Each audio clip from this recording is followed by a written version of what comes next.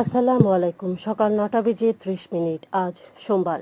বাংলাদেশ বেতার কক্সবাজার স্থানীয় খবরে স্বাগত জানাচ্ছি নাইজিন হুদা প্রমি। উত্তর পশ্চিম বঙ্গোপসাগরে সৃষ্ট লঘুচাপ আরও ঘনীভূত হয়ে মৌসুমী নিম্নচাপে পরিণত হয়েছে। এর প্রভাবে দেশের উপকূলীয় এলাকায় দমকা বা ঝড়ো হাওয়ার সঙ্গে বৃষ্টিপাতের আশঙ্কা রয়েছে।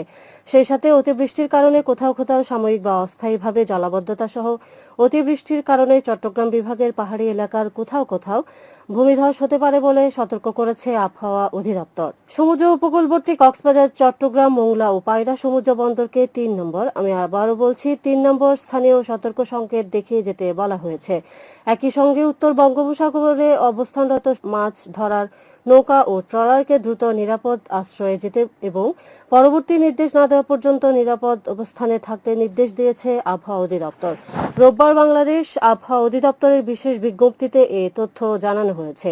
এদিকে রাতভর বৃষ্টিপাতের কারণে কক্সবাজারের ১০ উপজেলার সব উপজেলার বিভিন্ন এলাকার নিম্নাঞ্চল প্লাবিত হয়েছে। গত ২৪ ঘন্টায় দেশের সর্বোচ্চ রেকর্ড বৃষ্টিপাত হয়েছে কক্সবাজারে। ১০১ মিলিমিটার বৃষ্টিপাত হওয়ার কারণে এই পরিস্থিতির সৃষ্টি হয়েছে। এতে সড়ক, উপসড়ক, বসতঘর, শিক্ষা প্রতিষ্ঠান সহ বিভিন্ন ফসলের পানি ঢোকায় চরম বিপাকে পড়েছেন মানুষ। টানা বর্ষণে উখিয়া রোহিঙ্গা ক্যাম্পে ভয়াবহ পাহাড় ধসের ঘটনায় শিশুসহ ৮ জনের প্রাণহানি হয়েছে। এতে আহত হয়েছেন আরও ৫ জন। সোমবার গভীর রাতে উখিয়ার ১১ নম্বর রোহিঙ্গা ক্যাম্পে নারী ও শিশুসহ ৪ জনের প্রাণহানির ঘটনা ঘটে। এ সময় আহত হয় আরও একজন। নিহতরা হলেন ক্যাম্পের বাসিন্দার আব্দুর রাজ্জাকের মেয়ে উম্মে হাবিবা, তার বোন তানজিন আক্তার ও মোহাম্মদ রশিদের ছেলে মোহাম্মদ রিহান ও তার ভাই হারুনুর রশিদ। এদিকে এর আগে রাত ১টার দিকে কুতুপালং ৭ নং রোহিঙ্গা ক্যাম্পের D7 ব্লকে পাহাড়ি ঢলে আসা মাটি চাপায় একরাম নামে ৭ বছর বয়সী এক রোহিঙ্গা শিশুর মৃত্যু হয়। একই সময়ে রাতে পালংখালী ইউনিয়নে ১৫ নম্বর জামতলী ক্যাম্পের D6 ব্লকে পাহাড় ধসের ঘটনায় কামাল হোসাইন ও তার স্ত্রী হুমায়রা বেগম ও ছেলে মোহাম্মদ আনাসের মৃত্যু হয়। এ ঘটনায় আহত হয় আরও ৩ জন।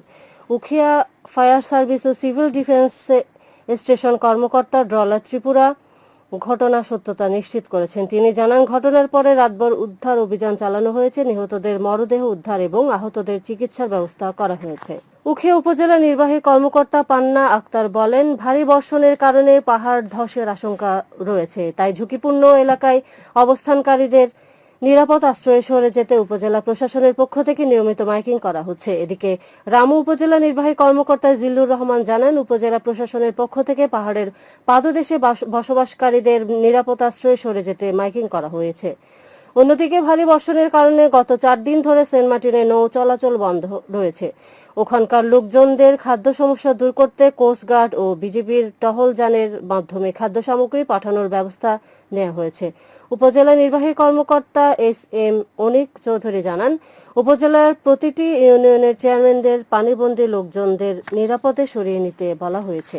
দীর্ঘদিনের অবকাঠামোগত সংকট কাটিয়ে পর্যটন শহর কক্সবাজার নির্মিত হচ্ছে আধুনিক ফিশ ল্যান্ডিং সেন্টার, যেখানে এক ছাদের নিচে মিলবে মাছ খালাস, সংরক্ষণ, প্যাকেজিং ও বাজারজাতকরণের আধুনিক সব ধরনের সুযোগ সুবিধা। এ প্রকল্প ঘিরে নতুন আশায় বুক বাঁধছে মৎস্য খাতে জড়িত জেলে, ট্রলার মালিক, শ্রমিক ও মৎস্য ব্যবসায়ীরা। বিস্তারিত শুনুন প্রতিবেদনে। কক্সবাজার শহরের বাঁকখালী নদীর তীরে নির্মাণ করা হচ্ছে আধুনিক ফিশ ল্যান্ডিং সেন্টার। ইতিমধ্যে নির্মিত হয়েছে টেকসই বাঁধ, স্টিলের জেটি, পন্টুন ও গ্যাংওয়ে। এছাড়া মাছের গুণগত মান ঠিক রাখতে এখানে সরবরাহ করা হবে মাছের কন্টেইনার, ওজন পরিমাপক যন্ত্র, উচ্চচাপ ওয়াশার সহ আধুনিক মাছ হ্যান্ডেলিং করার বিভিন্ন সরঞ্জাম। ল্যান্ডিং স্টেশনের এক ছাদের নিচে মিলবে মাছ খালাস, সংরক্ষণ, প্যাকেজিং ও বাজারজাতকরণের আধুনিক সব ধরনের সুযোগ সুবিধা।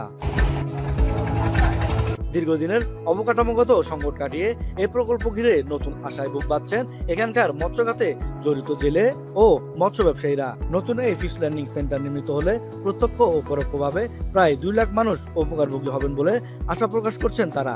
উপকার বলতে গেলে আপনার এদের ব্যবসায়ীর জন্য আর বাইরে যারা ব্যবসায়ী তাদের জন্য অনেক লাভবান হবে। যেমন বাইরে থেকে অনেক ট্রলার এখন ঢুকতে পারতেছে না, দেখুন জায়গা সংকটের কারণে এখানে ট্রলার ঢুকতে পারতেছে না। এটা যদি রেডি হয়, অলরেডি রেডি হয়ে যায়, বাইরে থেকে অনেক ট্রলার ঢুকবে, অনেক ট্রলার ঢুকবে, একসাথে অনেক মাছ প্রসেসিং করা যাবে, বিশেষ করে ব্যবসায়ীরা অনেক প্রসেসিং লাভবান হবে আর কি ভাই। জায়গা ছোট, মাছ রাখার মতো জায়গা নাই, মাছ হলে একটু কষ্ট পাই মানুষ, মাছ টাছ কিনতে কষ্ট পায়। আগে তো অনেক যানজট হইতো, এখন সুবিধা যদি ফিশারি যদি আগত যখন বড় হইব তখন কি হইব, মাছের আড়ত যখন বড় হইব আর মাছ বেশি সুবিধা হইব। বাংলাদেশ মৎস্য উন্নয়ন কর্পোরেশনের চেয়ারম্যান মোহাম্মদ আবুল হাসনাত হুমায়ুন কবির জানান, এই প্রকল্পটি বাস্তবায়ন হলে প্রায় 2 লক্ষ মানুষ উপকৃত হবেন। এখন ট্রেডিশনাল পদ্ধতিতে মাছ আহরণ, পরিবহন, সংরক্ষণ করা হচ্ছে, কিন্তু প্রজেক্ট শেষ হলে আধুনিক পদ্ধতিতে মাছ পরিবহন, রিজার্ভেশন করা যাবে। আপনারা জানেন যে আমাদের এই প্রজেক্ট 2025-এর জুন থেকে আমরা শুরু করেছি, যেটি 27-এর ডিসেম্বরে শেষ হওয়ার কথা। আপনারা এটাও জানেন যে এটি জাপানি অনুদানে তাদের অর্থায়ন, তাদের কারিগরি সহায়তা একদম ফুললি ওনারা এটা আমাদেরকে করে দিচ্ছে, এবং এই প্রজেক্টে যদি বাস্তবায়ন হয় প্রায় 2 লাখ লোক উপকৃত হবে। বাংলাদেশ সরকার এবং জায়গার অর্থায়নে প্রায় 232 কোটি টাকা ব্যয়ে নির্মাণাধীন দক্ষিণ এশিয়ার অন্যতম আধুনিক ফিশ ল্যান্ডিং সেন্টারের কাজ শেষ হওয়ার কথা রয়েছে 2027 সালের ডিসেম্বরে, যা শেষ হলে দেশের সামুদ্রিক অর্থনীতিতে সঞ্চার হবে এক নতুন গতি। এস.এম. আরজ, বাংলাদেশ বেতার, কক্সবাজার।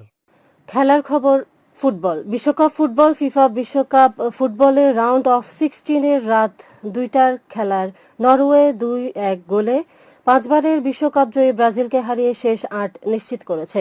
অন্যদিকে শেষ খবর পাওয়া পর্যন্ত সকালের ম্যাচে ইংল্যান্ড 3-2 গোলে মেক্সিকোর বিরুদ্ধে এগিয়ে রয়েছে।